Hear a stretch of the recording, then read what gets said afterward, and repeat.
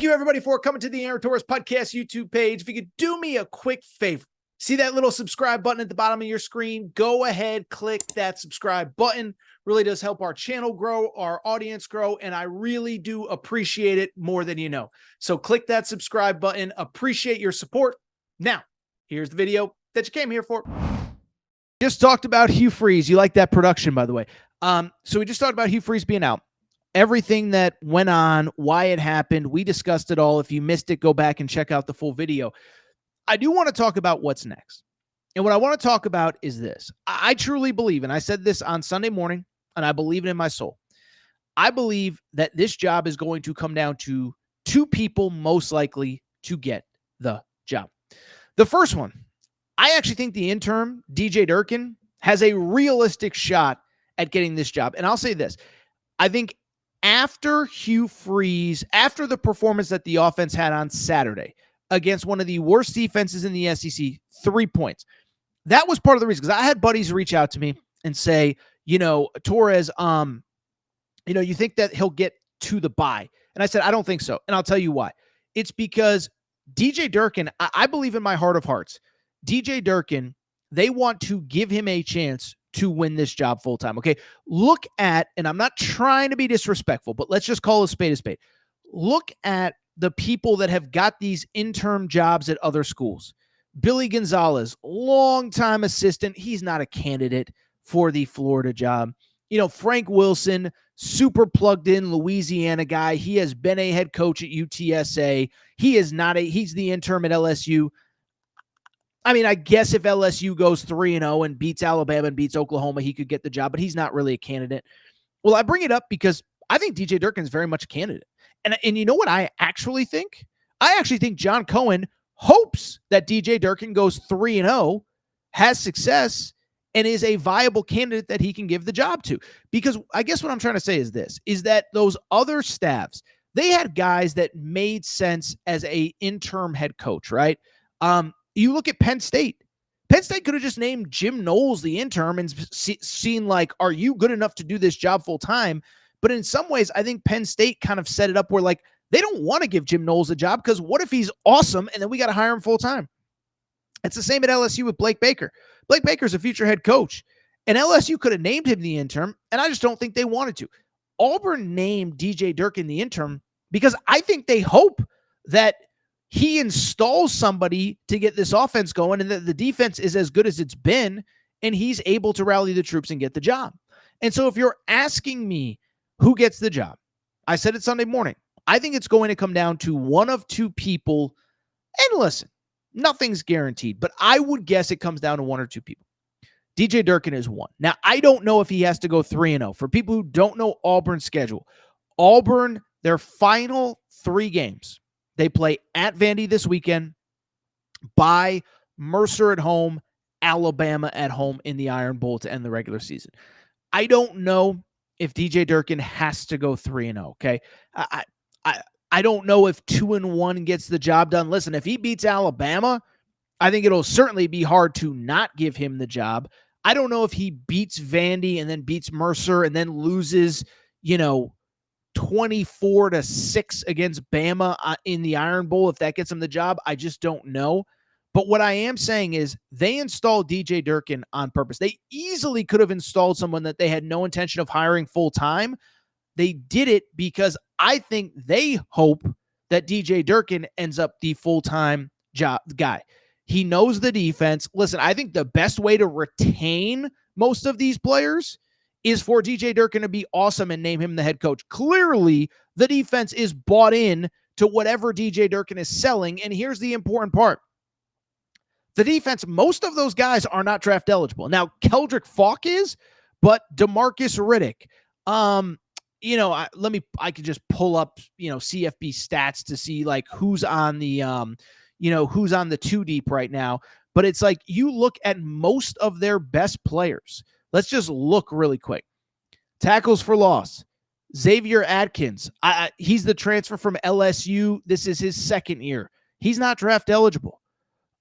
You look on and on down the list. Amaris Williams, who every time I look up is awesome. not draft eligible. He's a true sophomore. He will be a potential first round, second round pick next year. He's not draft eligible. And so I think that's part of why they hope DJ Durkin is the full-time guy. Because if DJ Durkin's the full-time guy, then that means we're going to retain most of the defensive talent. And then offensively, listen, you got to figure out the quarterback. Ashton Daniels, clearly, if he plays the season out, will not be eligible to return. So does that mean Deuce Knight is the guy next year? Does that mean you sit Ashton Daniels against Mercer? That was discussed on the broadcast on Saturday night. I don't know. But the defense, the best way to retain everybody is DJ Durkin. So to me, I think he has a legitimate chance of keeping this job, unlike the interns at Penn State, at Florida, at LSU, etc. The other big name, and it's not a surprise, it's friend of the Aaron Torres pod, a guy that you just heard on this show last week.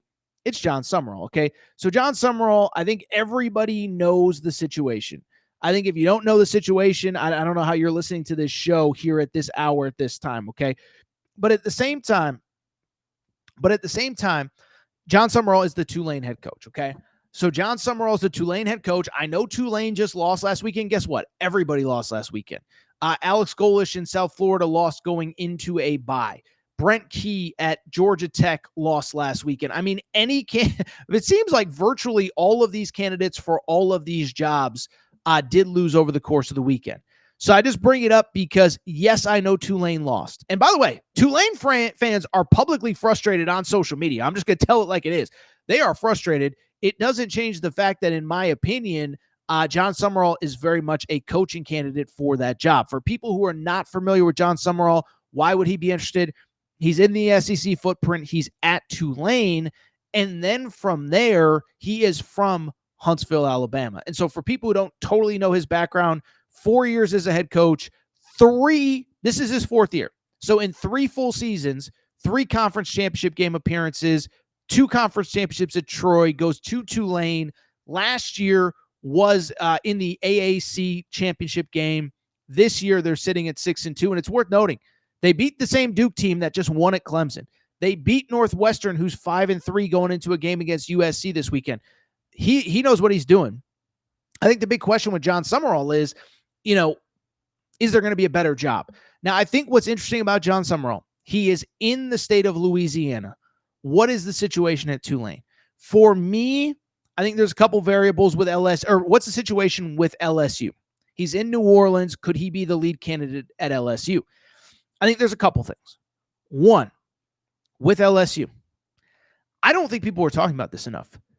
The governor of Louisiana literally said, we're not giving out some crazy contract. Now, I know it was political jargon and he's trying to, impress his constituents, impress his voters. We're not going to spend public taxpayer money, whatever. But at the same time, let's just think about this and let's talk about it as adults. If the governor is not going to approve, and I don't know if he has final say, but listen, the going rate for a good head coach is like 6-7 years and $8 to $10 million a year. That's just what the going rate is. And so again, if Auburn offers John Sumrall, say, a 7-year, $70 million contract, or I'm just throwing numbers out, 7 years at $8 million, what is that, $56 million? And LSU's like, yeah, we're going to offer you a 4-year contract that's incentive-based because the governor said so. Sorry, bro. I'm taking the Auburn job. I don't care how good the LSU job is. So that's the first variable. Is the governor actually talking out of his you-know-what, or is there something to that? That's one. The other thing with LSU, I still think, I think politically, I'd be curious, can you really hire the Tulane head coach, even if he's awesome? There's certain political things, and I do think there's a little brother, big brother thing in the state of Louisiana. And I don't know how it would feel for the biggest boosters at LSU that we just poached the Tulane head coach. So that's something to keep an eye on as well. But listen, if I was a betting man, and we're going to get to some of your comments in a second, I would guess that to me, it is either going to be DJ Durkin or John Sumrall. Now, if you get past those two, there are some interesting names. Give me a second. I'm going to get some water here. Been traveling all darn day.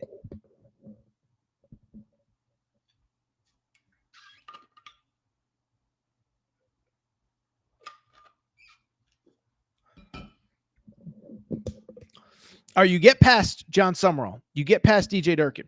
Who's realistic? I've seen a lot of James Franklin. James Franklin's an interesting name because I think James Franklin has to figure out what he wants out of his next job. James Franklin, of course, is going to be a coveted man. Listen, a week ago, there was a report that Arkansas, that is the number one priority for the University of Arkansas. I don't know what's going on with that. Virginia Tech, though, you go on social media, Virginia Tech fans think they're getting James Franklin. Is this a job that's more appealing to him? I think what would be interesting about James Franklin, why was he ultimately fired besides what happened this year? It was because ultimately he could never get past Ohio State and Michigan when they were really good. Well, guess what? You got to play Alabama every year, and I think Georgia is not on the schedule every year. So I just bring it up because, I would take James Franklin. I think he would be really good.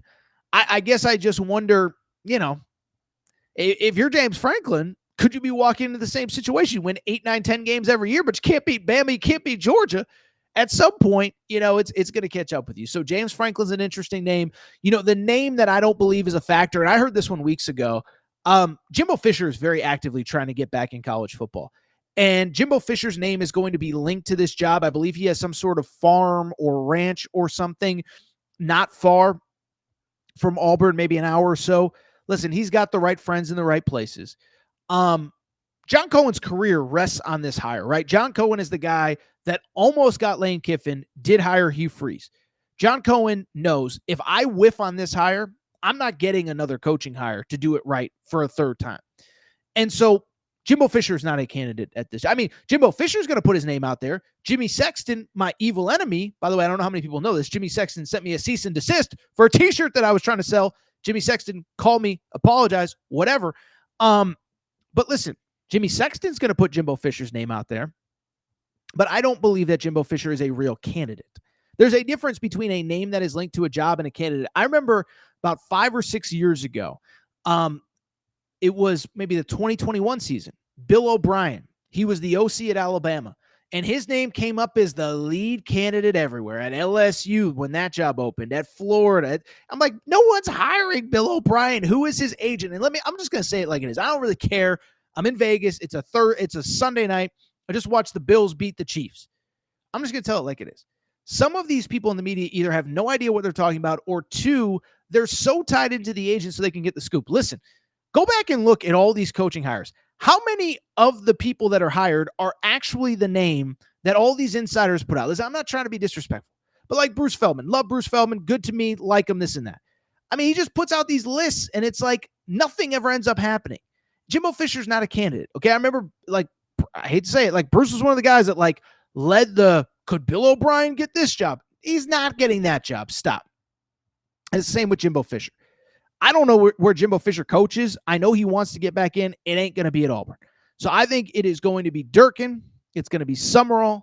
I think maybe James Franklin, depending on what James Franklin wants. And I think once you get past them, Jimbo Fisher's not an option. Maybe another group of 5 guy. Maybe Alex Golish, who obviously coached in the SEC, has that kind of experience. I don't know.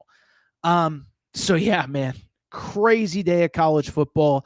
Those are my candidates. I'll tell you what, this is what we're going to do. For the podcast audience,